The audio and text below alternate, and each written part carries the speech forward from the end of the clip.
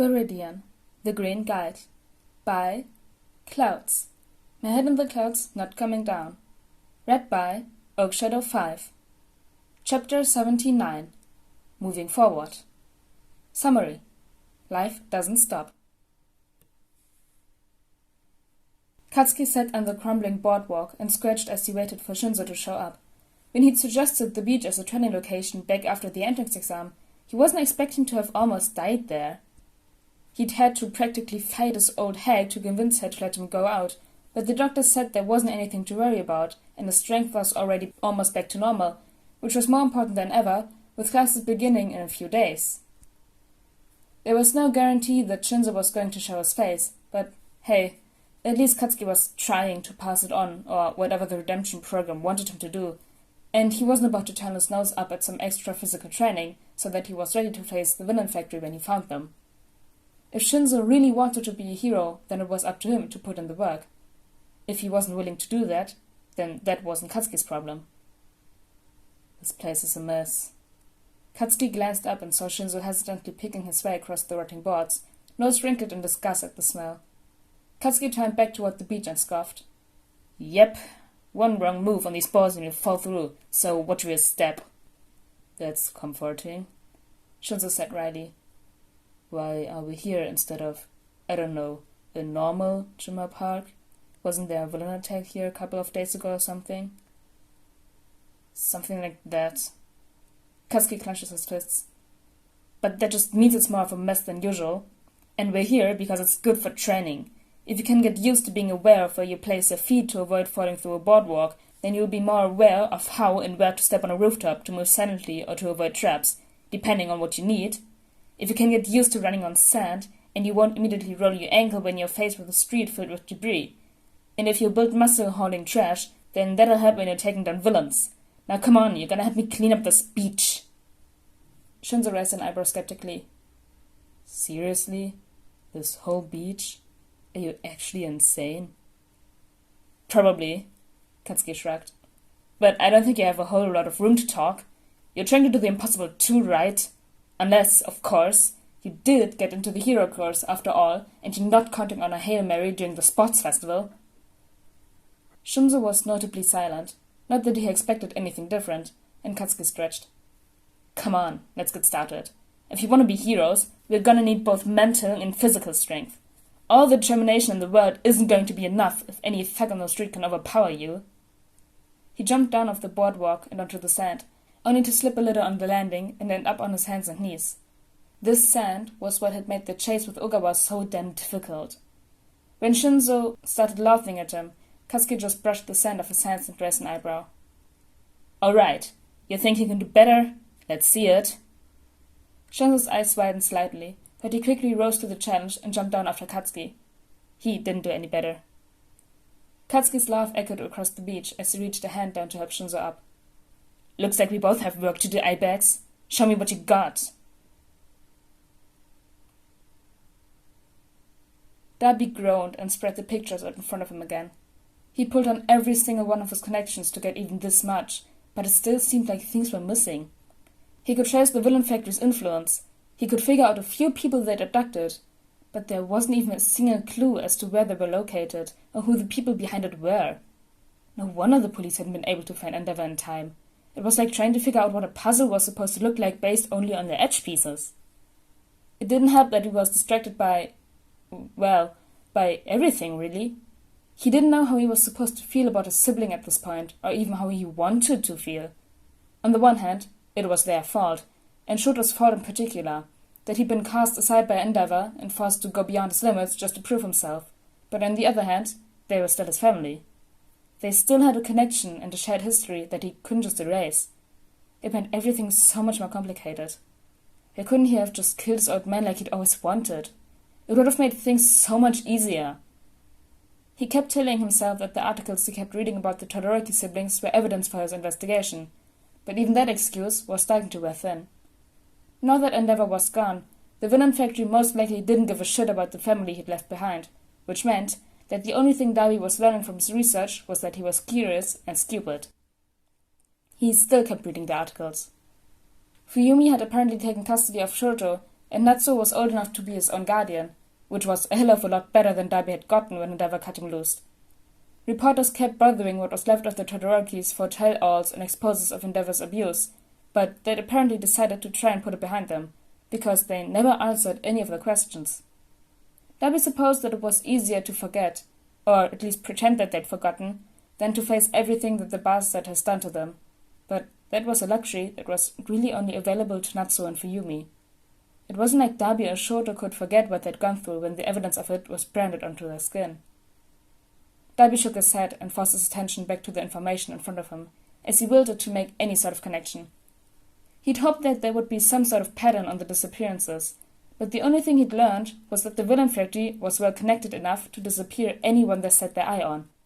Everyone from small-time crooks like Ogawa to the former number 2 hero had just disappeared one day without a trace, only to return different, or not at all. Trying to track down the villain factory was like trying to find Bigfoot. Maybe if Kachin were willing to work on the case, the two of them might be able to put their heads together and come up with something. He had a good head on his shoulders, but the heroes had somehow convinced him to wait until he got into the hero course to start investigating full force. It was really annoying, but there wasn't much Darby could do about it except for be patient. He hated being patient. His staples started itching, which meant that he was probably tired and had been at this for too long, but Darby just dropped at them and kept going. He wouldn't be able to get a restful sleep anyway, with all these questions buzzing around in his brain, so what was even the point in trying? He sat and rearranged his notes again, his eye catching on an article announcing that his little brother was going to be in UA next year. Before he could think better of it, Darby grabbed the paper and burned it to ash. The only thing his family had ever given him was pain, so what did he care if Shuto was really going to be a hero? He'd left that path behind a long time ago, so now the only thing to do was find the people who had taken Endeavor and give them a piece of his mind. Unlike perfect little Shoto, Darby wasn't made to be a hero. Izuku hadn't seen any of his usual heroes in days and was starting to throw him off. Every night that he'd gone out, there was a different mix of heroes and he was starting to get concerned. When in the world was Mount Lady patrolling an Amplifier's usual area? It just didn't make sense. What had happened to Eraser and Amplifier? Even Rocklock should be out here, but he wasn't. Did it have something to do with the Berserker attack? Or, well, the not actually Berserker attack, but still, were they okay? With those thoughts in his mind, when he saw Eraserhead perched on the edge of a building, Izuku grinned in relief and bounced up to him. "Hey, Eraser, long time no see. Where have you been?" Eraserhead, for some reason, looked shocked. "Viridian, you alive?" Yes," Izuku pouted. "I told you I wasn't trying to die anymore. Even stayed away from the tentacle monster. Don't you trust me?" "No." Eraserhead shook his head. "I mean, yes, you did very well, but when you didn't show up in any hospitals after the attack, we were worried and feared the worst. The rest of us were hit pretty hard by that poison. They just barely let me out of the hospital yesterday." Izuku tilted his head in confusion. "What poison?"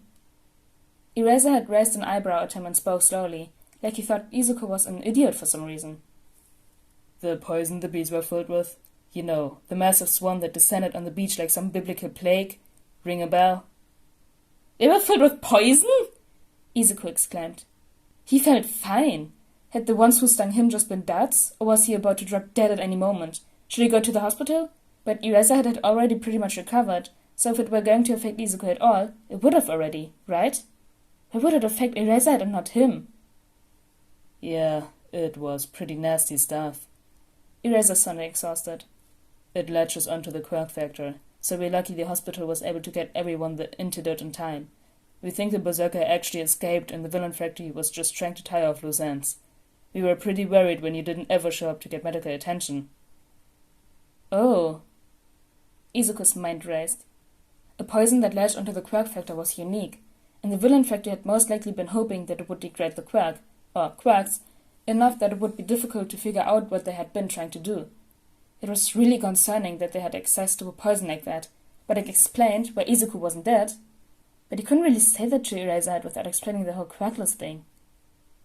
Don't worry about me. I didn't get stung at all. I'm totally fine." Eraserhead narrowed his eyes skeptically. All those bees, and you didn't get stung once? I, found cover? Izuku tried. And the bees weren't going after me anyway. They were trying to go after that, well, it wasn't a berserker, so I see why they were trying to get rid of him. Them? It's complicated. Eraser's eyes narrowed. What are you talking about? What could he be other than a berserker? Well, according to what I dug up, he's kind of an amalgamation of several different quirks, maybe even different people? Izuku said hesitantly, grabbing the notebook he prepared. I know it sounds ridiculous, but I noticed that the quirk seemed like it should be part of the next generation, like the child of the people the Villain Factory abducted, but that's not possible in the time frame we're working with. But from what I've learned about quirk transfer, I think it makes sense for one quirk to be mixed with other quirks during the whole transfer process. I tracked some of the abductions that were linked to the Villain Factory, and I'm pretty sure I know whose quirks they used. Eraserhead sighed in exhaustion. Of course you do. I don't even know why I thought you would take a break after almost dying. That would be intelligent. Alright then, let me see what you found. Izuku handed him the notebook, and Eraserhead started thumbing through it. While he was distracted, Izuku silently stood up and faded into the shadows. He probably wouldn't have any better opportunity to get away, and he'd already passed on the important information that he needed, so as soon as he got off the roof, Izuku ran to find another person to save. He hadn't died yet, so he was gonna keep fighting.